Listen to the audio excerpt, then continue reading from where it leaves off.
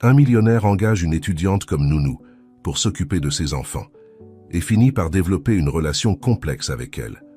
Avant d'écouter cette incroyable histoire, cliquez sur s'abonner pour voir plus d'histoires passionnantes comme celle-ci et éviter 10 ans de malchance en amour. Le soleil du matin filtrait à travers les stores du petit appartement de Claire Dubois, illuminant les croquis de mode éparpillés sur son bureau. À 22 ans, fraîchement diplômée de l'école de design, Claire regardait avec nostalgie ses dessins qui représentaient ses rêves et ses aspirations. Cependant, la réalité frappait à sa porte avec la même intensité que les rayons du soleil. Les factures s'accumulaient et son compte en banque diminuait de jour en jour. Avec un soupir, Claire détourna son regard de ses créations et se concentra sur l'écran de son ordinateur portable, où une offre d'emploi brillait avec la promesse d'un avenir immédiat plus stable. Recherche nounou pour famille aisée, excellente rémunération. Ce n'est pas exactement ce que j'imaginais pour ma carrière dans la mode, murmura-t-elle pour elle-même, tandis que ses doigts hésitaient sur le clavier. Mais j'ai besoin d'argent. Après quelques instants d'hésitation, Claire finit par cliquer sur « Envoyer la candidature ». Ce qu'elle ne savait pas, c'est que ce simple geste allait changer le cours de sa vie pour toujours. 2 jours plus tard, Claire se tenait devant les imposantes portes en fer forgées du manoir. Le roi. Son cœur battait fort, tandis qu'elle attendait qu'on lui permette d'entrer.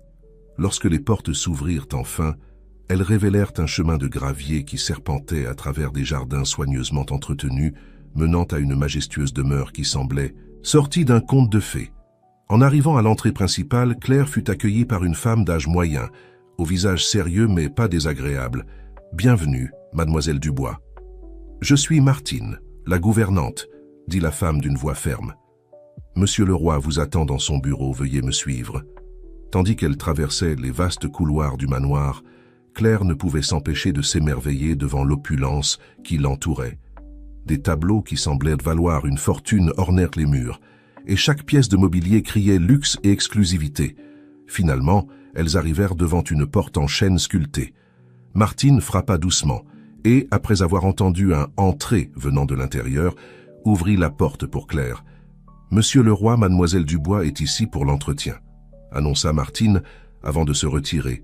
Fermant la porte derrière, Claire retint son souffle lorsque ses yeux se posèrent sur la silhouette assise derrière l'imposant bureau, Antoine Leroy, le propriétaire du manoir et père des enfants dont elle s'occuperait potentiellement, était un homme qui irradiait puissance et mystère à parts égales. À seulement 35 ans, ses yeux sombres reflétaient une intensité qui fit involontairement frissonner. « Claire, mademoiselle Dubois, je vous en prie, asseyez-vous », dit Antoine, indiquant une chaise devant son bureau.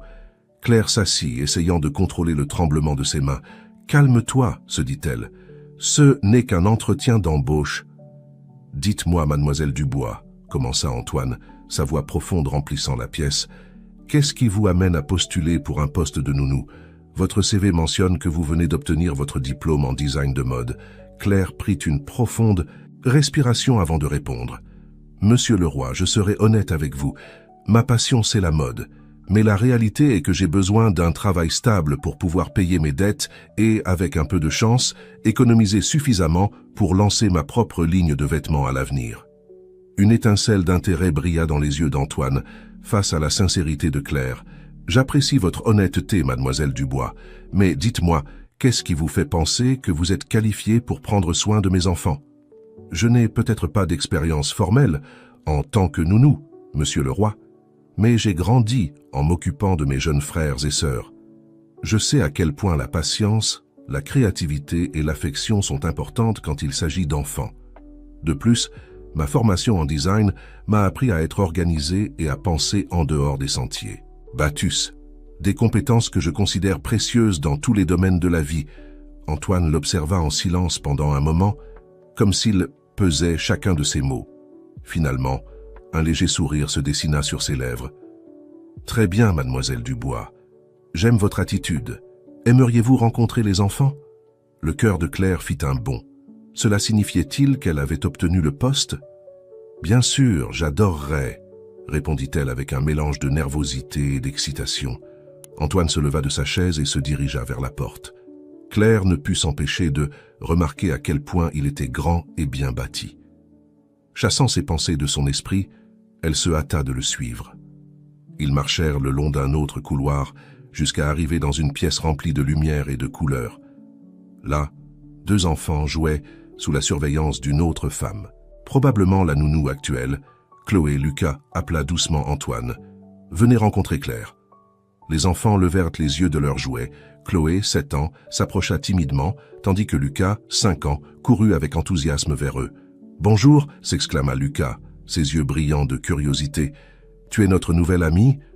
Claire s'accroupit pour être à la hauteur des enfants, un sourire chaleureux illuminant son visage. « Bonjour Lucas, bonjour Chloé. Oui, j'espère que nous pourrons être de bons amis. » Chloé, toujours timide, s'approcha un peu plus. « Tu aimes dessiner ?» demanda-t-elle d'une voix douce. « J'adore » répondit Claire avec enthousiasme. « En fait, je dessine des vêtements. Peut-être que nous pourrions dessiner quelques robes ensemble un jour ?» Les yeux de Chloé s'illuminèrent à cette suggestion et un petit sourire apparut sur son visage. Antoine observait la scène avec un mélange de surprise et de satisfaction. Voir ses enfants interagir si naturellement avec Claire était quelque chose qu'il n'avait pas prévu. « Il semble que vous ayez fait bonne impression », commenta-t-il lorsque Claire se releva. « Le poste est à vous si vous le souhaitez, mademoiselle Dubois. » Claire n'en croyait pas ses oreilles. Avait-elle vraiment obtenu le poste aussi facilement? « Merci, monsieur le roi. »« Je ne vous décevrai pas, » répondit-elle, essayant de contenir son émotion. « J'espère bien, » dit Antoine, son ton devenant sérieux. « Mes enfants sont ce qu'il y a de plus important pour moi. Je compte sur vous pour bien prendre soin d'eux. » Tandis que Claire acquiesçait, s'engageant silencieusement à donner le meilleur d'elle-même, elle ne pouvait s'empêcher de sentir qu'elle était au bord de quelque chose de grand. Ce qui avait commencé comme une simple recherche d'emploi pour payer les factures se sentait soudain comme le début d'une nouvelle aventure. Ce que Claire ne savait pas, c'est que cette aventure apporterait avec elle des défis, des mystères et des émotions qu'elle n'aurait jamais pu imaginer. Le manoir Leroy gardait des secrets et elle était sur le point de se retrouver prise au centre d'une tempête qui mettrait à l'épreuve son cœur, son intégrité et sa détermination. Tandis qu'elle disait au revoir aux enfants et suivait Antoine pour retourner dans son bureau afin de discuter des détails de son contrat, Claire ne pouvait se défaire de la sensation que sa vie était sur le point de changer pour toujours. Ce qu'elle ne savait pas, c'est à quel point elle avait raison. Les jours se transformèrent en semaines, et Claire se retrouva de plus en plus immergée dans la vie du manoir Leroy. Chaque matin, elle se réveillait dans sa nouvelle chambre, un espace plus grand que tout son ancien appartement, et s'émerveillait de la façon dont sa vie avait changé si drastiquement, en si peu de temps. La routine quotidienne avec Chloé et Lucas s'était établie avec une surprenante facilité. Claire découvrit que sa créativité, cultivée pendant des années d'études de design, était un atout inestimable pour garder les enfants divertis et engagés. Les matinées étaient remplies de leçons amusantes, de jeux éducatifs et, pour le plus grand plaisir de Chloé, de séances de dessin où Claire lui enseignait les bases du design de mode. Cependant, tout n'était pas un chemin parsemé de roses. Martine, la gouvernante, semblait observer chacun de ses mouvements avec un mélange de curiosité et de suspicion. Claire sentait souvent les yeux de la femme plus âgée la suivre dans les couloirs du manoir. Un après-midi, alors que Claire aidait Lucas avec ses devoirs de mathématiques dans la cuisine, Martine entra silencieusement. « Mademoiselle Dubois » dit Martine, sa voix tranchante comme une lame de couteau, « ne pensez-vous pas qu'il serait plus approprié de faire les devoirs dans la salle d'études ?» Claire, surprise par cette interruption soudaine, répondit calmement. « Lucas voulait un goûter pendant que nous travaillions, alors j'ai pensé que ce serait plus pratique de le faire ici. » Martine fronça légèrement les sourcils. « Je comprends. Cependant, je vous serais reconnaissante qu'à l'avenir, vous vous en teniez aux zones désignées pour chaque activité. La cuisine est un espace délicat. » Il y avait quelque chose dans le ton de Martine qui mit Claire mal à l'aise, comme s'il y avait plus dans ses mots qu'il n'y paraissait à première vue. « Bien sûr, Martine, j'en tiendrai compte, » répondit Claire, s'efforçant de garder un ton aimable. Tandis que Martine se retirait, Claire ne put s'empêcher de remarquer comment la femme plus âgée jetait un coup d'œil rapide au tiroir de la cuisine avant de sortir. Que cherchait-elle? Ou peut-être, de quoi était-elle si inquiète? Malgré ces petites frictions, Claire trouvait une profonde satisfaction dans son travail avec les enfants. Chloé, initialement timide, s'était épanouie sous ses soins. La petite fille partageait maintenant avec enthousiasme ses dessins et ses rêves de devenir styliste comme Claire Lucas, quant à lui, était une tornade d'énergie et de curiosité. Son rire contagieux remplissait les couloirs du manoir, apportant une vie et une joie qui, Claire le soupçonnait, avaient été absentes depuis longtemps. Et puis, il y avait Antoine le roi. Le père énigmatique des enfants était une présence constante dans les pensées de Claire, bien que leurs interactions soient limitées. Chaque fois que leurs chemins se croisaient, Claire ressentait un mélange de nervosité et d'excitation qu'elle ne pouvait pas complètement expliquer. Un soir, alors que Claire lisait une histoire aux enfants avant de dormir, Antoine apparut sur le seuil de la porte. Il resta là, silencieux, observant la scène avec une expression indéchiffrable sur son visage. Lorsque Claire termina l'histoire et borda les enfants, elle se retrouva face à face avec Antoine dans le couloir. « Mademoiselle Dubois, dit-il, sa voix basse et profonde, pourriez-vous m'accompagner dans mon bureau un moment ?» Le cœur de Claire fit un bond. Avait-elle fait quelque chose de mal? Martine avait-elle dit quelque chose à propos de l'incident dans la cuisine?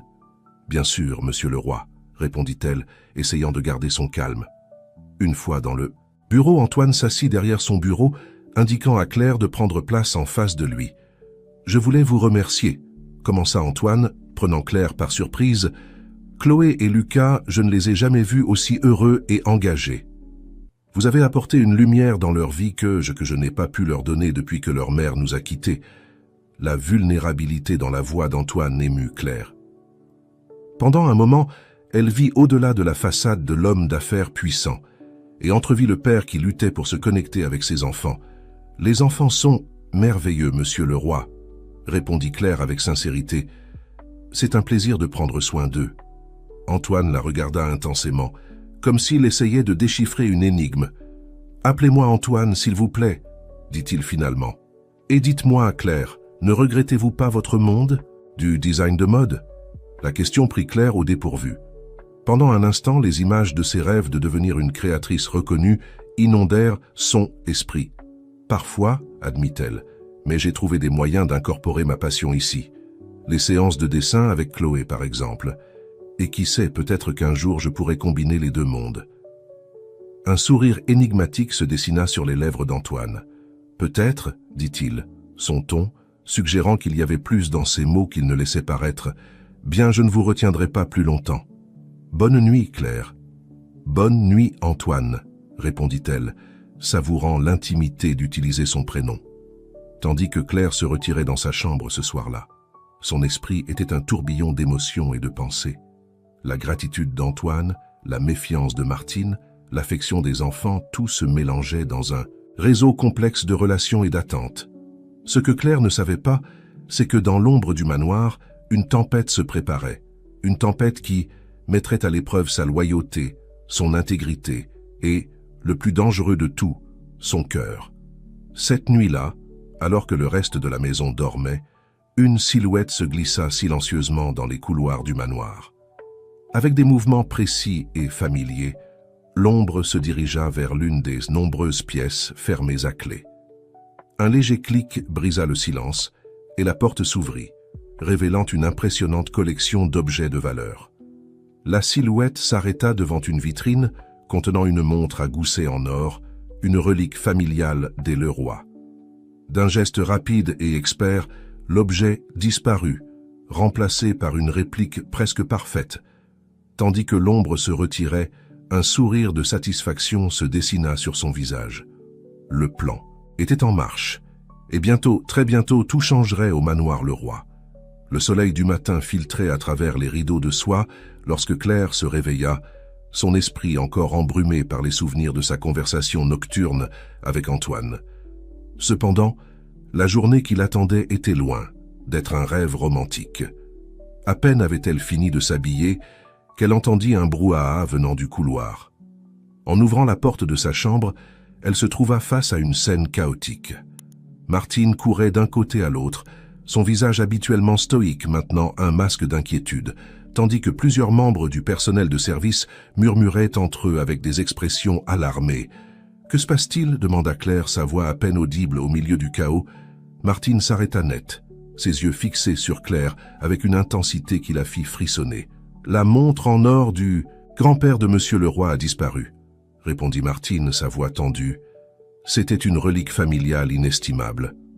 Le cœur de Claire fit un bond. Elle se souvenait avoir vu cette montre dans l'une des vitrines lors d'une visite du manoir qu'Antoine lui avait faite dans ses premiers jours. « Comment est-ce possible ?» demanda Claire, sincèrement surprise. N'était-elle pas dans une vitrine fermée à clé? Le regard de Martine s'aiguisa, encore plus. « Exactement, mademoiselle Dubois. » Ce qui rend sa disparition encore plus intrigante. Avant que Claire ne puisse répondre, la voix profonde d'Antoine résonna dans le couloir. « Martine, s'il vous plaît, rassemblez tout le personnel dans le grand salon. Nous devons parler de cela. » Quelques minutes plus tard, Claire se retrouva debout dans le salon aux côtés du reste du personnel. Antoine entra, son visage un masque de préoccupation et de détermination. « Comme vous l'avez sans doute entendu, la montre en or de mon grand-père a disparu, » commença-t-il, sa voix grave, remplissant la pièce. « Cette montre n'a pas seulement une valeur monétaire significative, elle est aussi d'une grande importance sentimentale pour notre famille. Je veux croire qu'il s'agit simplement d'un malentendu, que quelqu'un l'a déplacée par erreur.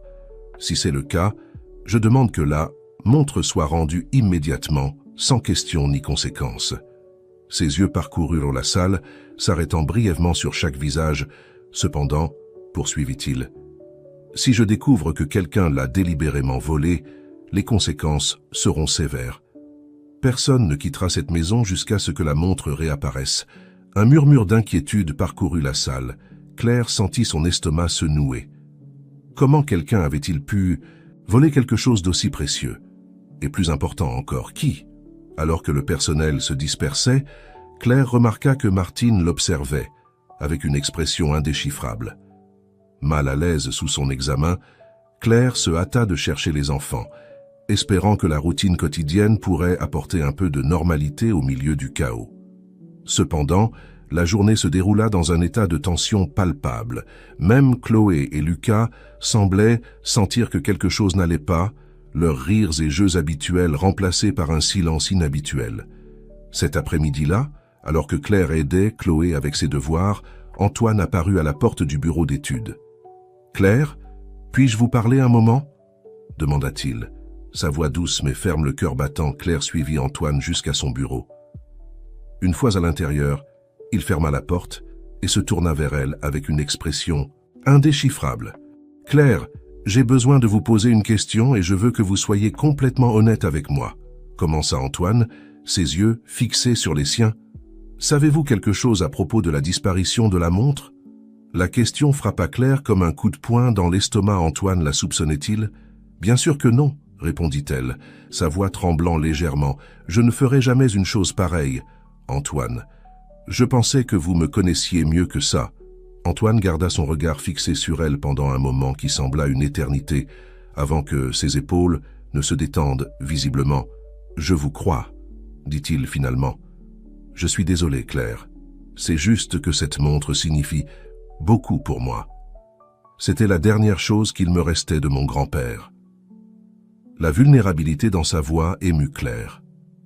Sans réfléchir, elle fit un pas en avant et posa sa main sur le bras d'Antoine en un geste de réconfort. « Je comprends, » dit-elle doucement, « et je vous promets que je ferai tout mon possible pour aider à la retrouver. » Leurs regards se croisèrent et pendant un moment, le monde sembla s'arrêter.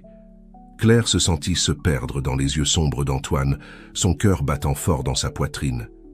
Ils étaient si proches qu'elle pouvait sentir la chaleur de son corps, sentir son eau de Cologne. Le bruit de pas s'approchant dans le couloir rompit le charme. Antoine fit un pas en arrière, s'éclaircissant la gorge. « Merci, Claire, » dit-il, sa voix rauque. « Votre soutien signifie beaucoup pour moi. » Tandis que Claire sortait du bureau, son esprit était un tourbillon d'émotions. L'accusation voilée, la proximité avec Antoine, la tension dans le manoir, tout se mélangeait dans un tourbillon confus de pensées et de sentiments. Ce que Claire ne savait pas, c'est que quelqu'un d'autre avait été témoin de son moment intime avec Antoine caché. Dans l'ombre du couloir, une paire d'yeux brûlait d'un mélange de jalousie et de détermination. Le plan fonctionnait mieux que prévu, et bientôt il serait temps de passer à la phase suivante. Cette nuit-là, alors que le manoir dormait, la même silhouette sombre que la nuit précédente se glissa dans les couloirs. Cette fois, sa destination était la chambre de Claire. Avec des mouvements silencieux et précis, la silhouette déposa quelque chose dans l'un des tiroirs de la commode avant de disparaître à nouveau dans l'obscurité. Le piège était tendu, et Claire, sans le savoir, était sur le point de tomber directement dedans. L'horloge invisible du destin continuait d'avancer, se rapprochant inexorablement du moment où tout changerait pour toujours, au manoir Leroy. Le matin suivant se leva gris et pluvieux, comme si le ciel lui-même reflétait la tension qui régnait au manoir Leroy. Claire se réveilla avec un sentiment d'inquiétude qu'elle n'arrivait pas à secouer. Les événements de la veille, la disparition de la montre, la conversation avec Antoine, ce moment de connexion, tout tournoyait dans son esprit comme un tourbillon imparable. Elle s'habilla rapidement, déterminée à maintenir la normalité pour les enfants, malgré les circonstances. Cependant, en ouvrant le tiroir de sa commode pour prendre une paire de chaussettes, son cœur s'arrêta. Là, parmi ses affaires, brillait la montre en or disparue. « Non, ce n'est pas possible », murmura Claire, sa voix à peine un chuchotement tremblant. D'une main tremblante, elle prit la montre. Elle était lourde, l'or froid contre sa peau. Comment était-elle arrivée là? Elle savait qu'elle ne l'avait pas prise, mais qui la croirait maintenant? Avant qu'elle ne puisse décider quoi faire, la porte de sa chambre s'ouvrit. Brusquement, Martine entra, suivie de près par Antoine et deux hommes que Claire ne reconnaissait pas. « La voilà !» s'exclama Martine, pointant du doigt la montre dans les mains de Claire. « Je savais que c'était elle la voleuse !» Le visage d'Antoine se durcit, un mélange de douleur et de déception remplaçant la chaleur que Claire avait vue la veille. « Claire, comment avez-vous pu ?» demanda Antoine, sa voix chargée de trahison. « Non, non, c'est une erreur !» protesta Claire, son esprit courant frénétiquement. « Je ne l'ai pas volée, quelqu'un a dû la mettre ici. Vous devez me croire, Antoine !» Mais l'expression d'Antoine laissait clairement entendre que ses paroles tombaient dans l'oreille d'un sourd. D'un geste, il indiqua aux deux hommes de s'approcher. « Ces messieurs sont de la sécurité, maudit Antoine, sa voix froide et distante. Ils vont prendre la montre, comme preuve, et vous escorteront ensuite hors de la propriété. Vous avez 1 heure pour rassembler vos affaires. »« Non !» cria Claire, des larmes coulant sur ses joues. « S'il vous plaît, écoutez-moi, je ne ferai jamais une chose pareille, vous devez me croire. » Mais Antoine s'était déjà retourné, sortant de la pièce sans un regard en arrière. Martine la regarda avec un mélange de triomphe et de dédain avant de suivre son patron. Tandis que Claire faisait frénétiquement ses bagages, son esprit était un chaos de pensées et d'émotions. Qui aurait pu lui tendre ce piège? Et pourquoi? Les visages de tous les habitants du manoir défilaient dans son esprit, mais elle n'arrivait pas à trouver un motif clair. Lorsqu'elle descendit les escaliers avec sa valise, elle trouva Chloé et Lucas dans le vestibule. Les enfants coururent vers elle, la confusion et la tristesse sur leurs visages. « C'est vrai que tu pars, Claire ?» demanda Chloé, ses yeux remplis de larmes. « Tu ne nous aimes plus ?» ajouta Lucas, sa lèvre inférieure tremblante. Le cœur de Claire se brisa en 1000 morceaux. Elle s'agenouilla pour être à la hauteur des enfants et les serra fort dans ses bras. « Je vous aime énormément », dit-elle, luttant pour garder son calme. « N'en doutez jamais. Parfois, il se passe des choses que nous ne pouvons pas contrôler, mais je vous porterai toujours dans mon cœur. » Ça suffit. La voix de Martine coupa le moment. « Il est temps que vous partiez, mademoiselle Dubois ?» Avec une dernière étreinte aux enfants, Claire se leva et marcha vers la porte. Juste avant de sortir, elle vit Antoine au pied des escaliers. Pendant un instant, leurs regards se croisèrent, et Claire crut voir une lueur de doute dans ses yeux. Mais avant qu'elle ne puisse dire quoi que ce soit, il se retourna et disparut dans son bureau. La pluie tombait fort quand Claire sortit du manoir Leroy. Alors qu'elle marchait, le long de l'allée d'entrée, traînant sa valise, elle ne put s'empêcher de regarder en arrière une dernière fois. L'imposante structure qui avait été sa maison ces dernières semaines semblait maintenant froide et menaçante. Mais Claire Dubois n'était pas quelqu'un qui abandonnait facilement. Alors qu'elle s'éloignait du manoir, une détermination féroce commença à grandir en elle. Elle allait découvrir la vérité, coûte que coûte. Pas seulement pour elle, mais pour Chloé, pour Lucas, et oui, aussi pour Antoine. Ce que Claire ne savait pas, c'est que son départ du manoir n'était pas la fin d'eux. L'histoire met à peine le début. Dans l'ombre, le véritable coupable observait son départ avec un mélange de satisfaction et d'anticipation. La première phase du plan avait été un succès, mais il restait encore beaucoup à faire. Pendant ce temps, dans son bureau, Antoine Leroy regardait par la fenêtre, voyant la silhouette solitaire de Claire s'éloigner sous la pluie. Une partie de lui voulait courir après elle, lui demander des explications, lui donner une autre chance. Mais le poids des preuves et des années de méfiance accumulées le maintenait immobile. Cependant, une petite voix au fond de son esprit refusait de se taire. Et si Claire disait la vérité? Et si tout cela faisait partie de quelque chose de plus grand, quelque chose qu'il ne pouvait pas encore voir? Antoine secoua la tête, essayant de faire taire ses doutes, mais alors qu'il retournait à son bureau, il ne put s'empêcher de sentir qu'il venait peut-être de commettre la plus grande erreur de sa vie. La pluie continuait de tomber sur le manoir. Le roi, effaçant les traces de Claire, mais le mystère qu'elle avait laissé derrière elle était loin d'être résolu. Et quelque part dans la ville, une jeune designer devenue nounou commençait sa propre enquête, déterminée à laver son nom et à découvrir la vérité, quel qu'en soit le coût. Les jours qui suivirent son départ brutal du manoir. Le roi furent un tourbillon pour Claire de retour dans son petit appartement qui semblait maintenant encore plus minuscule et désolé. Elle se retrouva à lutter contre un mélange d'émotions, colère, tristesse, confusion et surtout une détermination inébranlable à découvrir la vérité. Assise sur son vieux canapé, entourée de croquis de mode qui semblaient maintenant appartenir à une autre vie, Claire repassait mentalement chaque détail de son séjour au manoir. Chaque conversation, chaque regard, chaque moment étrange, tout pouvait être un indice.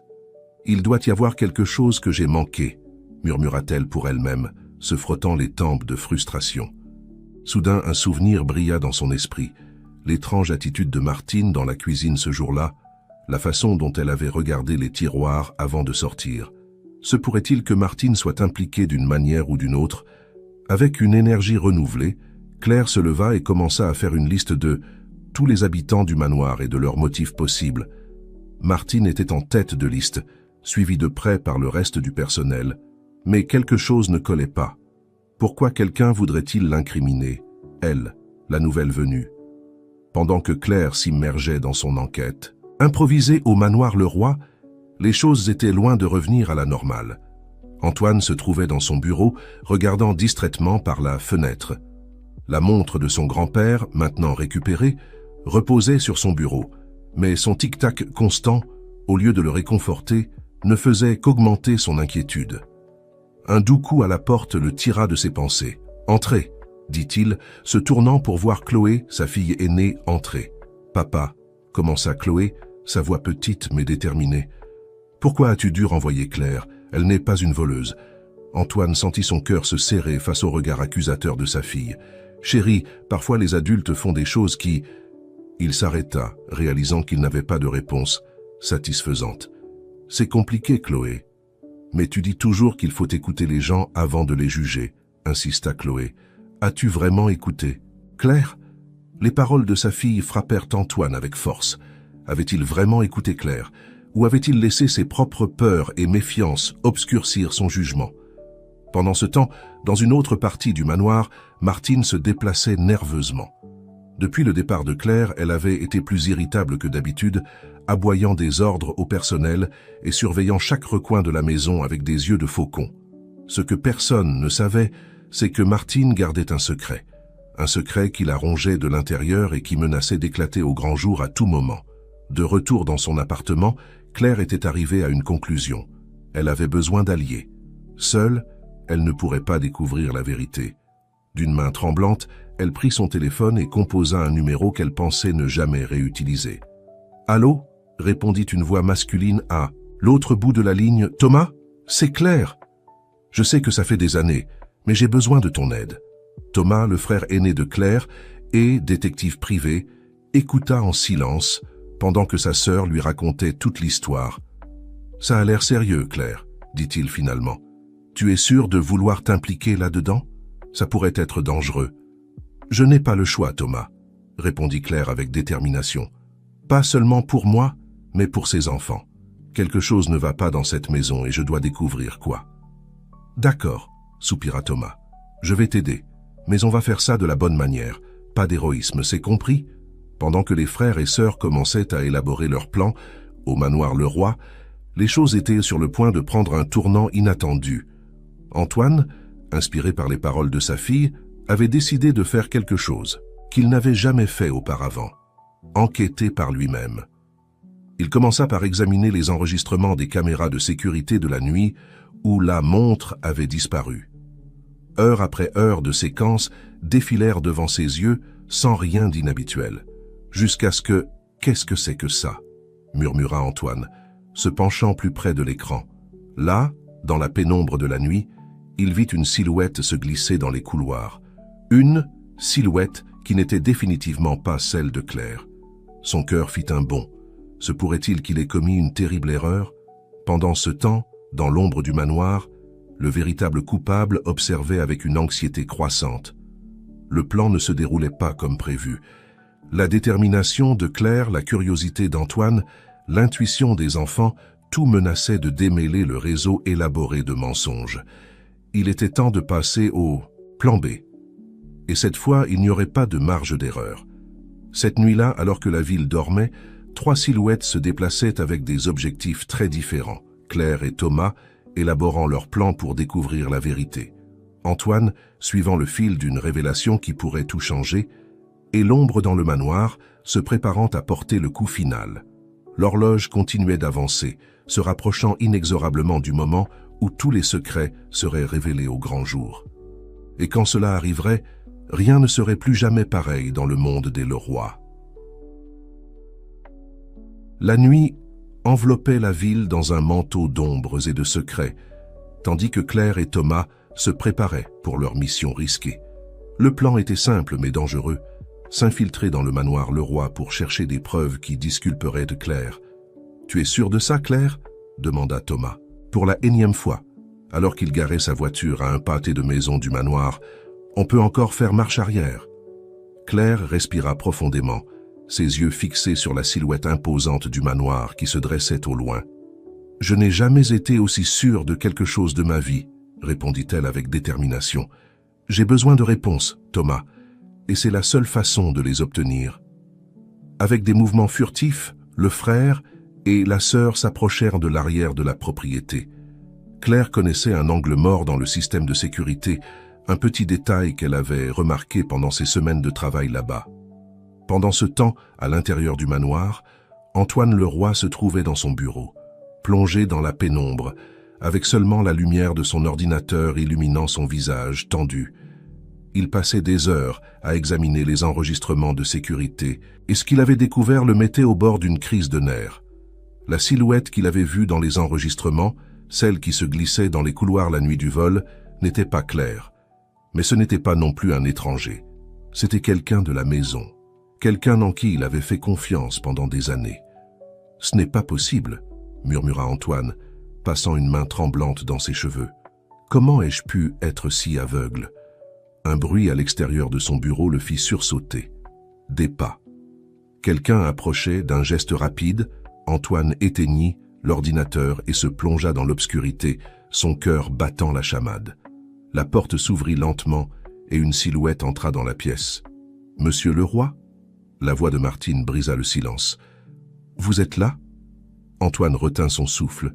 Devait-il la confronter maintenant ou attendre et rassembler plus de preuves? Avant qu'il ne puisse décider, une autre voix se joignit à celle de Martine. « Tu l'as trouvée ?» C'était une voix masculine, une qu'Antoine reconnut instantanément. « Jean, le jardinier. Il n'est pas là, » répondit Martine à voix basse.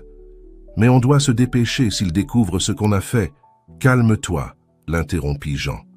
Tout se passera comme prévu. Bientôt, on aura assez d'argent pour disparaître et commencer une nouvelle vie ensemble. Antoine dut se mordre la lèvre pour ne pas laisser échapper une exclamation de surprise. Martine et Jean, ensemble? Et qu'est-ce que c'était que cette histoire de disparaître avec de l'argent? Pendant que cette scène se déroulait dans le bureau, Claire et Thomas avaient réussi à entrer dans le manoir. Ils se déplaçaient avec précaution dans les couloirs familiers, Claire guidant le chemin vers la pièce où étaient gardés les objets de valeur. « C'est ici », chuchota Claire, désignant une porte ornée. « S'il y a un indice, il doit être là-dedans. » Thomas sortit un petit kit de crochetage et commença à travailler sur la serrure. Après quelques moments tendus, un léger clic se fit entendre. « C'est fait », murmura Thomas, poussant doucement la porte.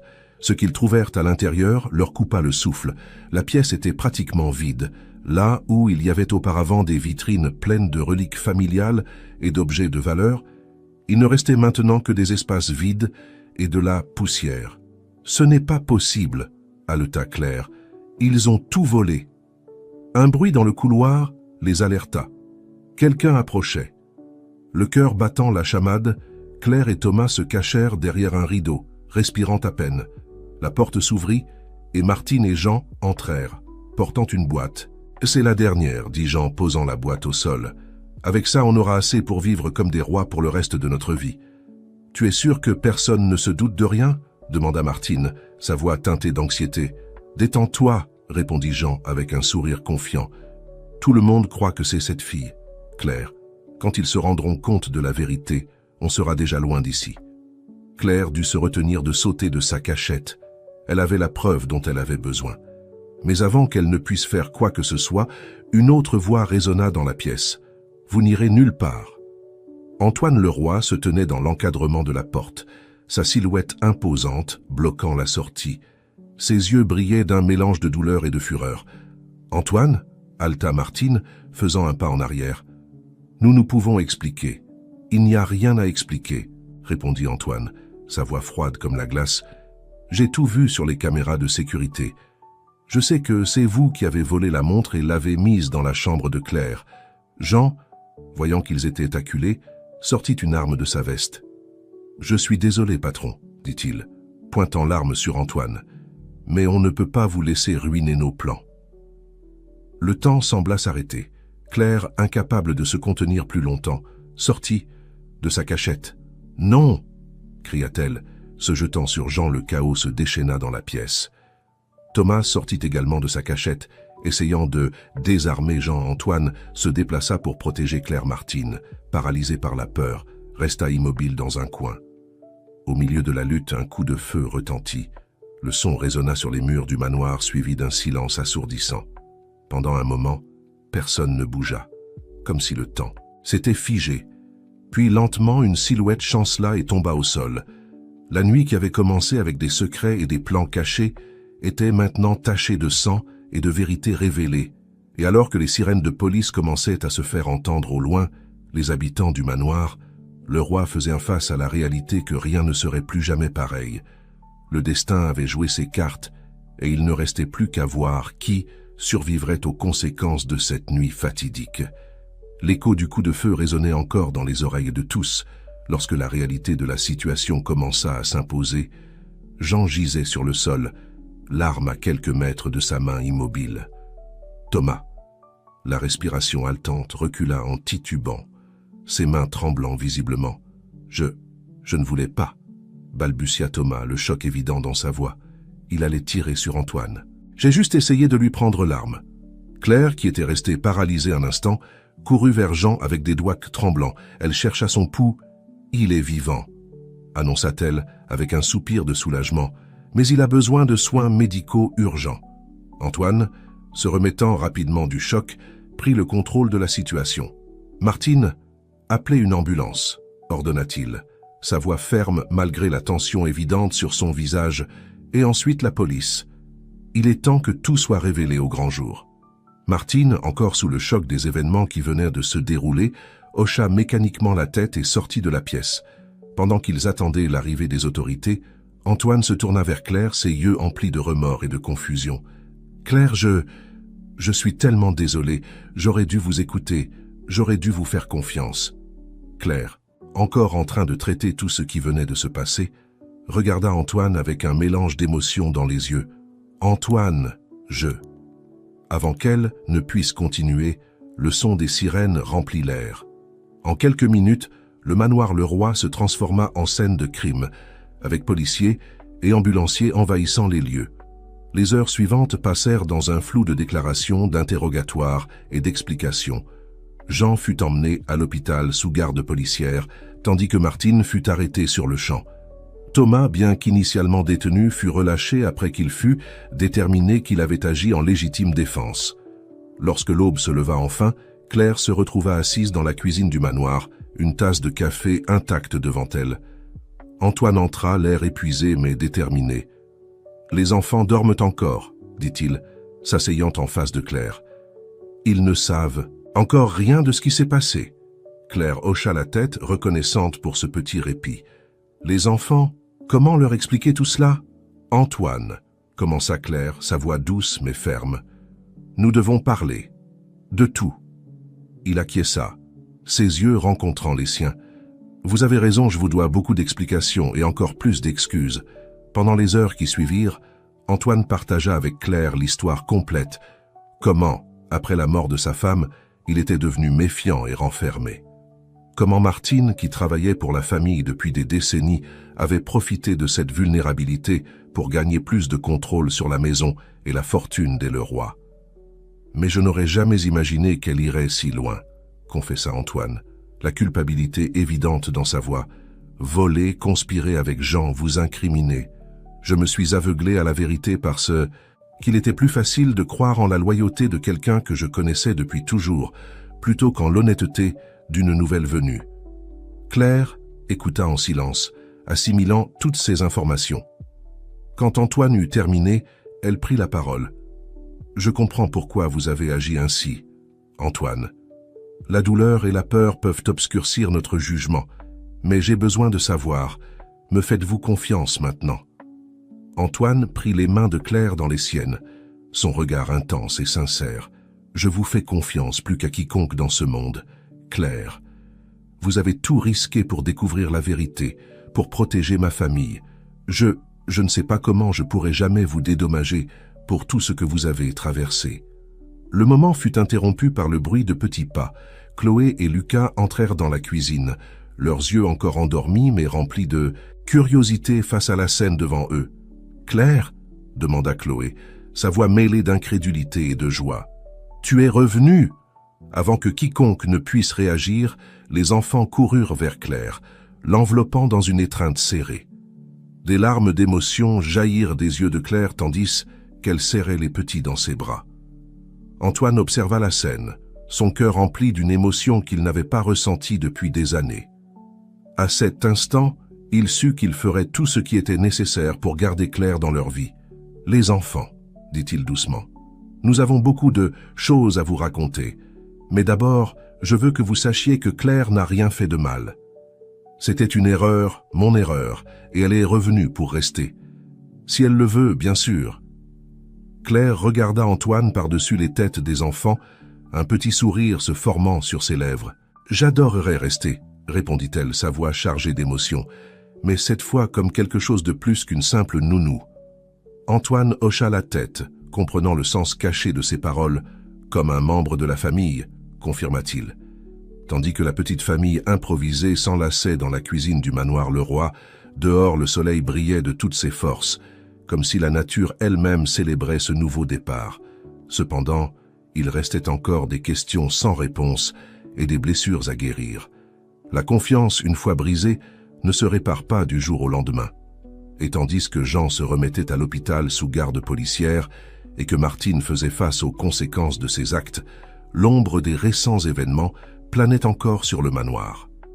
Le chemin vers le vrai bonheur et la rédemption ne faisait que commencer pour les Leroy et Claire.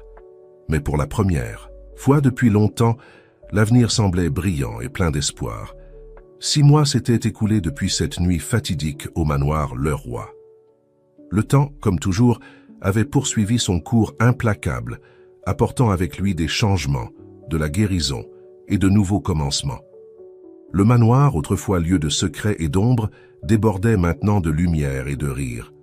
Le jardin, soigneusement entretenu par une nouvelle équipe de jardiniers, fleurissait de couleurs vibrantes, comme si la nature elle-même célébrait la renaissance de la famille, qui habitait entre ces murs clairs, se trouvait dans le studio qu'Antoine avait spécialement aménagé pour elle, entouré de croquis et de tissus. Son rêve de lancer sa propre ligne de mode se concrétisait enfin avec le soutien indéfectible d'Antoine et l'enthousiasme contagieux de Chloé, qui était devenue sa petite assistante et sa muse. Un doux coup à la porte interrompit ses pensées. « Entrez !» dit Claire, souriant en voyant Antoine entrer. « Comment avance la collection ?» demanda-t-il, s'approchant pour déposer un baiser sur son front. « Presque prête pour le lancement », répondit Claire avec un mélange de nervosité et d'excitation. « Je n'arrive toujours pas à croire que cela se produit vraiment. » Antoine la regarda avec admiration et amour. « J'ai toujours su que tu y arriverais. Ton talent est indéniable. » Le son des rires d'enfants leur parvint du jardin, attirant leur attention vers la fenêtre dehors. Chloé et Lucas jouaient sous la surveillance de leur nouvelle nounou, une jeune femme recommandée par Claire et soigneusement sélectionnée par eux deux. « Les enfants se sont épanouis ces derniers mois », commenta Claire, sa voix teintée d'affection. « C'est merveilleux de les voir si heureux. » Antoine acquiesça, entrelaçant ses doigts avec ceux de Claire. « Grâce à toi, tu as apporté de la lumière dans nos vies quand nous en avions le plus besoin. » Le moment fut interrompu par la sonnerie du téléphone. Antoine répondit, son expression devenant sérieuse, tandis qu'il écoutait. « C'était mon avocat, » dit-il après avoir raccroché. « Le procès de Martine et Jean est terminé. » Claire retint son souffle, attendant la nouvelle. « Ils ont tous les deux été déclarés coupables. Martine recevra une peine moins lourde pour avoir coopéré à l'enquête, mais Jean fera face à plusieurs années de prison. » Un soupir de soulagement s'échappa des lèvres de Claire. Bien que le pardon soit un processus en cours, savoir que justice avait été rendue apportait une certaine paix à leur cœur. « Comment te sens-tu » demanda doucement Claire, connaissant la relation complexe qu'Antoine avait eue avec Martine. Pendant tant d'années, Antoine réfléchit un moment avant de répondre. Triste de la façon dont les choses ont tourné, mais en paix, Martine a fait ses choix, et maintenant, elle doit en affronter les conséquences. L'important est que notre famille soit en sécurité et unie. Claire acquiesça, serrant doucement la main d'Antoine en signe de soutien. En parlant de famille, continua Antoine, sa voix prenant un ton nerveux mais plein d'espoir. Il y a quelque chose que je voulais te demander. Antoine s'agenouilla devant Claire, sortant une petite boîte en velours de sa poche. Claire Dubois, tu es entrée dans nos vies comme une tempête, ébranlant tout ce que nous pensions savoir. Tu nous as enseigné le vrai sens de la confiance, de l'amour et de la famille. Me ferais-tu l'extraordinaire honneur de m'épouser et de devenir officiellement membre de cette famille que tu considères déjà comme la tienne? Des larmes jaillirent des yeux de Claire, tandis qu'un sourire radieux illuminait son visage. « Oui, 1000 fois oui », répondit-elle, se jetant dans les bras d'Antoine. Le baiser qu'ils partagèrent était rempli de promesses, de rêves et d'un avenir brillant qui les attendait. Le son d'applaudissements et de cris de joie les surprit. En se tournant vers la porte, ils virent Chloé et Lucas sautant d'excitation, avec la nounou souriant derrière eux. « Claire va être officiellement notre maman », s'exclama Chloé, courant pour enlacer le couple. Lucas se joignit à l'étreinte, ses petits bras parvenant à peine à entourer tout le monde. « On est une vraie famille maintenant », dit le petit garçon avec une sagesse, au-delà de ses années.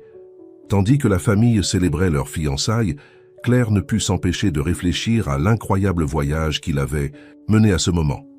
De jeunes designers luttant pour payer ses factures, à nounou injustement accusée et maintenant sur le point de devenir épouse et mère dans une famille qu'elle aimait de tout son cœur.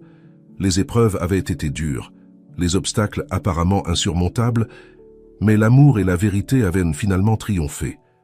Ce soir-là, alors que la famille dînait ensemble dans la grande salle à manger du manoir, l'atmosphère était remplie de rires, de plans pour l'avenir et d'un sentiment de plénitude qu'aucun d'entre eux n'avait jamais connu auparavant. Claire regarda autour d'elle, vers Antoine, vers les enfants, vers la vie qu'ils avaient construite ensemble, et sut que, quels que soient les défis que l'avenir pourrait apporter, Ils y feraient face en tant que famille unie et aimante. La montre en or du grand-père, restaurée et de retour à sa place d'honneur, marquait le passage du temps avec son doux tic-tac, un rappel constant que chaque moment est précieux et que le véritable amour, une fois trouvé, doit être chéri et protégé. Et ainsi, alors que le soleil se couchait sur le manoir, le roi, peignant le ciel de teintes d'or et de rose, une nouvelle ère commençait pour cette famille peu conventionnelle, une ère d'amour, de confiance et de seconde chance. Car parfois, les fins ne sont que le début d'une histoire encore plus belle.